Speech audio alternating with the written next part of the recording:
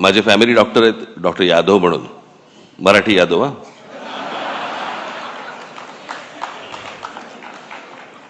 मग मी त्यांच्याकडनं औषधं घेतली आणि मी उद्धवना दिली. मी 2 दिवसात बरे झाले.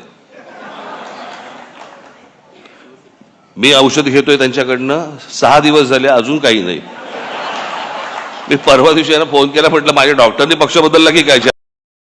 आज म्हणजे बाळासाहेबांचं जन्मशताब्दी वर्ष. खरं तर त्या व्यक्तीला कसं पाहायचं हे अनेकदा माझ्यासमोर, किंवा त्या व्यक्तीला कसं मांडायचं हे माझ्यासमोर अनेकदा प्रश्न उभे राहतात. काका म्हणून मांडायचं, व्यंगचित्रकार बाळासाहेब ठाकरे म्हणून मांडायचं, हिंदू हृदय सम्राट शिवसेना प्रमुख बाळासाहेब ठाकरे म्हणून मांडायचं, आणि त्यांच्यावरती बोलायचं म्हटलं तर मी तुम्हाला 100% सांगतो, मी आणि उद्धव आम्ही तुमच्याशी तासनतास बोलू शकतो. तासनतास. मी मागे त्यांच्यात एका तैलचित्राचं अनावरणाच्या वेळेला मी सांगितलं होतं की खूप किस्से असे आहेत त्यांचे मला सांगता पण नाही येणार. आणि न सांगण्याचं कारण म्हणजे भाषा. तुम्हाला माहित नव्हते ते काय होते ते. तुम्हाला अनेकदा भाषणांमधून अशी छोटी छोटी झलक मिळाल्या होत्या.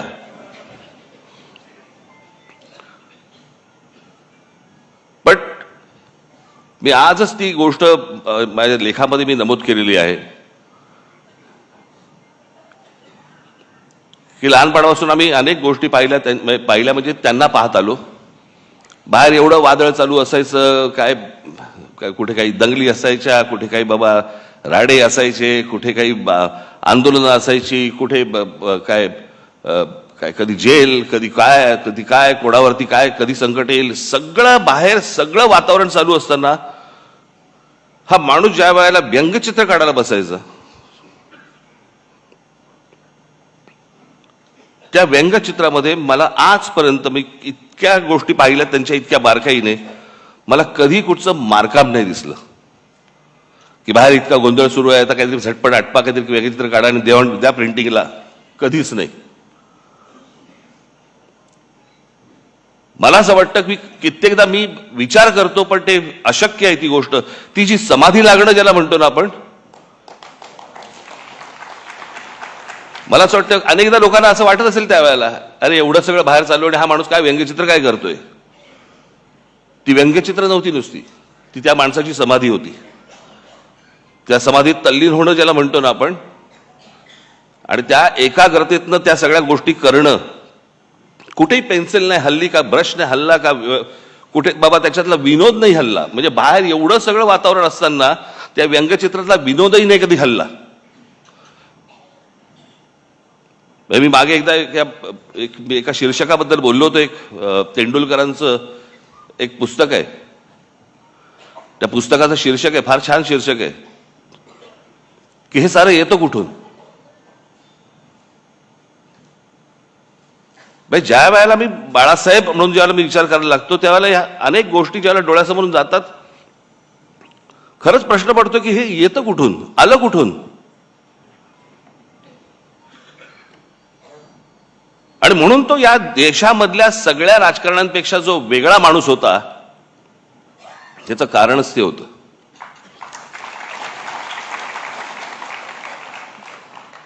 मी त्याच लेखात म्हटलं एवढं सगळं बाहेर वातावरण, सगळं राजकीय गोष्टी घडत असताना एक आर्टिस्ट, एक कलाकार त्याची कलाकृती सादर करतोय, कलाकृती काढतोय, त्याला एक आकार देतोय. जगात असा कोणताही चित्रकार, शिल्पकार, व्यंगचित्रकार असा कोणीही कलाकार झाला नाही की बाहेर स्वतःच्या बाबतीत अशा काहीतरी गोष्टी घडतायत आणि एक माणूस कला निर्माण करतोय. असा कोणताही आजपर्यंत आर्टिस्ट तयार झाला नाही, या जगात नसेल.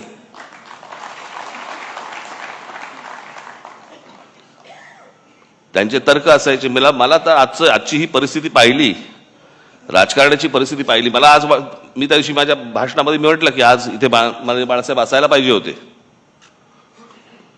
पण आज महाराष्ट्राची आणि देशाची जी राजकीय परिस्थिती निर्माण झालेली आहे, म्हणजे गुलामांचा बाजार.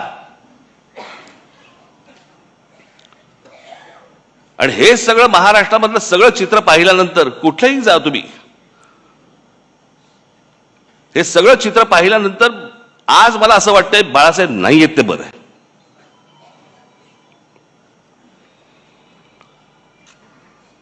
तो माणूस किती व्यथित झाला असता,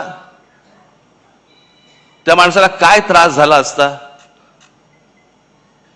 की हे सगळं चित्र आज जे महाराष्ट्रामध्ये उभं राहिलेलं दिसतंय समोर, की जसे ते पूर्वी 200-100 वर्षापूर्वी नाही का ते चावडीवरती उभे राहायचे आणि माणसांची लिलाव चालायचे, आज तसे महाराष्ट्रामध्ये लिलाव चालू आहेत.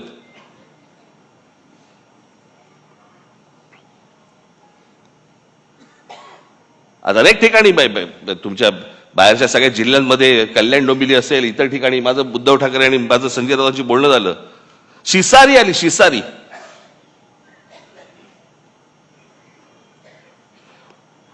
ज्याला व्यथित व्हायला म्हणतो ना आपण, की काय चालू आहे, कुठे नेतोय आपण. आणि आज ही परिस्थिती पाहायला माननीय बाळासाहेब नाही ह्याच्यासारखी चांगली गोष्ट नाही की तो माणूस आज हे सगळं बघायला नाहीये. तो पाहूच शकला नसता हे माणूस, की ज्या गोष्टी शून्यातनं उभ्या केल्या.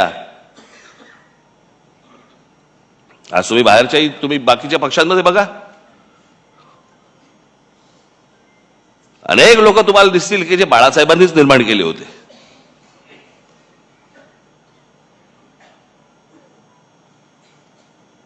पण ज्या गोष्टी घडत जात आहेत, ज्या गोष्टी घडत गेल्या,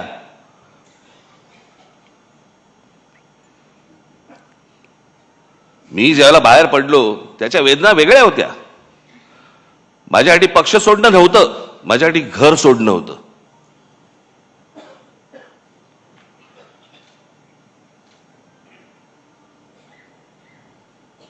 पण त्या सगळ्या गोष्टीला आता एक 20 वर्षाचा काळ निघून गेलाय. अनेक गोष्टी मलाही उमजल्या, अनेक गोष्टी मला सोडून उद्धवनंही उमजल्या असतील. द्या सोडून ते आता.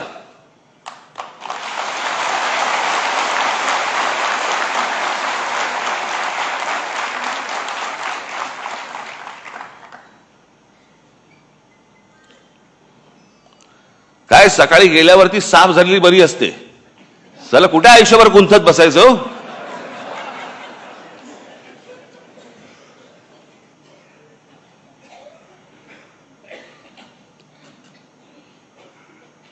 पण मला असं वाटतं की एकदा मी बाळासाहेब ठाकरे, मला खरंच मला एकदा ह्या विषयावर मला व्याख्यानच द्यायला आवडेल.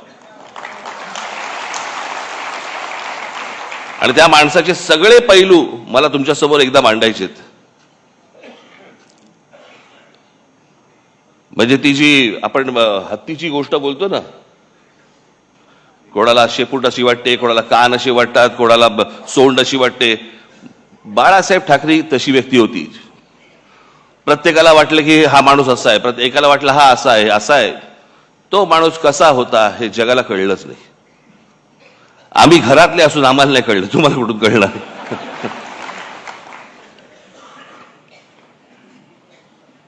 पण ते होतं, ते विलक्षण होतं.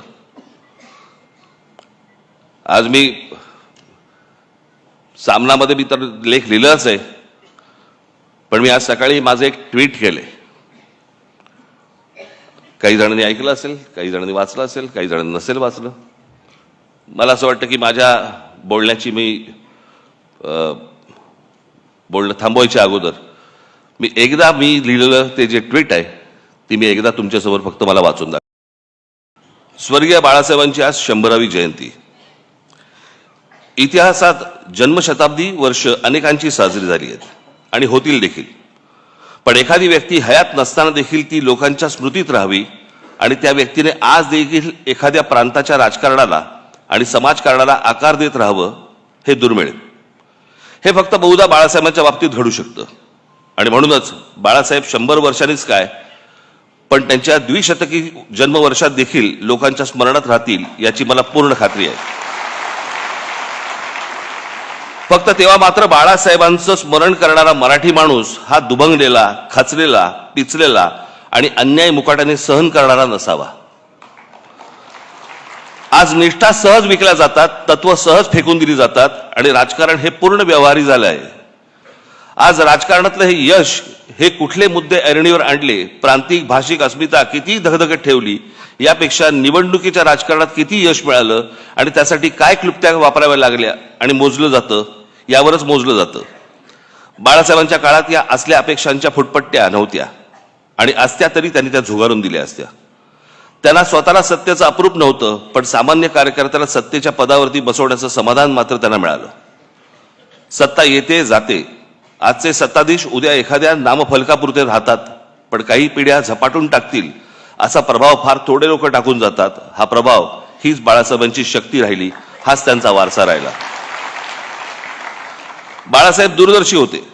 त्यांचा दृष्टिकोन आजही सुसंगत वाटतो आणि भविष्यातही राहील, त्यामुळेच ते कालातीत राहतील. बाळासाहेबांसारखी प्रतिभा परत कधी बघायला मिळणार नाही हे जितकं खरं आहे, तितकंच बाळासाहेबांसारखं राजकारण करणं यापुढे कोणालाच जमणार नाही हे देखील खरं आहे.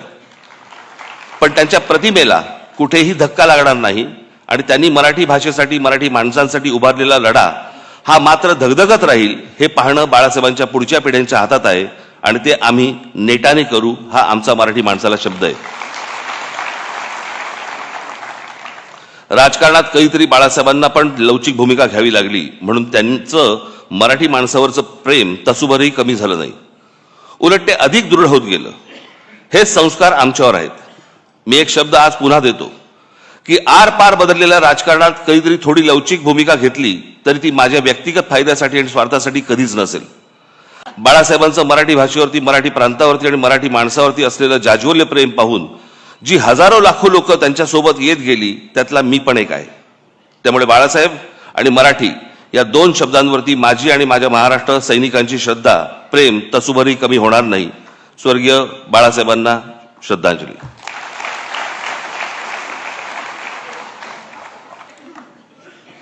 मला एकच छोटासा प्रसंग मला आठवतो, प्रमोद महाजनांनी सांगितलेला.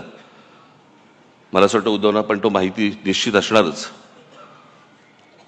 बाळासाहेब कलानगरमध्ये अशी फेऱ्या मारायचे आणि मला असं वाटतं ही गोष्ट असेल 86ची वगैरे, 86 नाही, 85 सालची गोष्ट असेल. आणि त्यावेळेला प्रमोद महाजनांना बाळासाहेब असं म्हणाले होते की प्रमोद, या देशातल्या हिंदूंना मी हिंदू म्हणून मतदान करायला लावीन आणि हिंदू मतदार तयार होतील. प्रमोद महाजन बोलले, बाळासाहेब शक्य नाही हे या देशामध्ये. ते बोलले, तू बाळासाहेब मला ओळखत नाहीस. आणि बाळासाहेबांनी या देशामध्ये हिंदूंना, हिंदू एक राजकीय शक्ती बनू शकते हे या देशामध्ये बाळासाहेबांनी सिद्ध करून दाखवलं. तोपर्यंत इतरांना कोणाला माहीत पण नव्हतं, कल्पना देखील नव्हती, भारतीय जनता पक्षाला देखील नाही. पण ज्या माणसाने, अर्थात त्यावेळेचं वातावरणच वेगळं होतं. त्यावेळेला वातावरण हे काही तयार केलेलं वातावरण नव्हतं, ते झालेलं वातावरण होतं. आणि त्या वातावरणामध्ये त्या बाळासाहेबांनी ज्यावेळेला तो विचार ज्यावेळेला या देशामध्ये फुंकला आणि त्याच्यानंतर जे यश सर्वार्थाने यायला लागलं, आज जर बाळासाहेब असते आणि तो जो हिंदुत्वाचा आज जो काही इतर सगळ्या ठिकाणी जो काही बाजार मांडून ठेवलेला आहे तो पाहिला असता निश्चित व्यथित झाले असते की अरे मी काय बोलून गेलो, मी काय सांगत होतो, मी तुम्हाला काय म्हणत होतो आणि हे आता कुठच्या परिस्थितीमध्ये तुम्ही आणलत. एखादी गोष्ट, एखादा माणूस ज्यावेळेला ती घडवतो, ती घडवल्यानंतर त्याचं पुढे बाकीचे लोक काय करतात, हा एक देश, हे एक्झाम्पल आहे, त्याचं उदाहरण आहे त्याचं. पण मला असं वाटतं की बाळासाहेबांनी ज्या तडफेने, ज्या निष्ठेने ते विचार जे मांडले, खास करून महाराष्ट्रामध्ये मराठी माणसाबद्दलची मांडले, हिंदूंना त्यांनी हिंदू म्हणून जागृत केले, पण दुसऱ्यांचे वाभाडे काढण्यासाठी नव्हे, स्वतःच्या स्वाभिमानासाठी उभे केले. मला असं वाटतं की तो स्वाभिमान, ते प्रेम आपण सतत सगळेजण जागृत ठेवू अशी एक मला आशा, अपेक्षा आहे. हे वर्ष बाळासाहेबांचं जन्मशताब्दी वर्ष आहे, आज सुरुवात होते. मलाही काही कल्पना सुचतील, मला असं वाटतं उद्धवनाही सुचतील, तुम्हालाही काही सुचतील. मला असं वाटतं की एक येणाऱ्या पिढ्यांसाठी एक आदर्श असं एक वर्ष आपण लोकांसमोर ठेवू आणू आणि त्यांच्यासमोर आपण बाळासाहेब काय होते हे मांडण्याचा आपण जास्तीत जास्त चांगला प्रयत्न आपण याच्यापुढे करूया. आज मला या कार्यक्रमाच्या निमित्ताने मला इथे बोलवलं त्याबद्दल मी अत्यंत आपला आभारी आहे. धन्यवाद. जय हिंद, जय महाराष्ट्र. दोस्तो हो, राजसाहेब ठाकरे यांचं हे भाषण तुम्हाला कसं वाटलं? हिंदूचा आवाज म्हणजे राज ठाकरे आणि या देशातील मतदारांनी पहिल्यांदा हिंदू म्हणून मतदान केलं ते केवळ आणि केवळ बाळ ठाकरे यांच्यामुळे. आणि बाळासाहेब ठाकरे यांचा तोच वसा आणि वारसा राजसाहेब ठाकरे आणि उद्धव ठाकरे चालवताना दिसत आहेत. परंतु सध्या नकली हिंदुत्वाचं पेव फुटलेलं आहे. त्यामुळे आपल्याला बाळासाहेब ठाकरे यांचं ज्वलंत हिंदुत्व जनतेसमोर घेऊन जाणं ही प्रत्येक मनसे सैनिकाची, शिवसैनिकाची जिम्मेदारी आहे. तुम्हाला नेमकं काय वाटतं ते मत मांडा.